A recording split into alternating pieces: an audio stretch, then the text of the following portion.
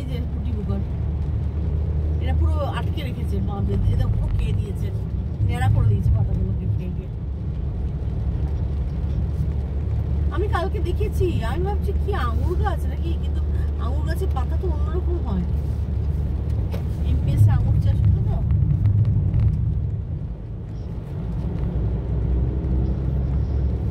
চাষিরা কি জানে না জানি না, আমার চাষিদের জন্য বেঁচে আছি আমরা খেয়ে দেশে। কি হলো তো ব্যথা? তুমি একবার সবকিছু রোগ নিয়ে ইয়েকে দেখাও, ওই পায়ে এত কিডনিতে এফেক্ট করবে কিন্তু এত ব্যথার ওষুধ খেলে।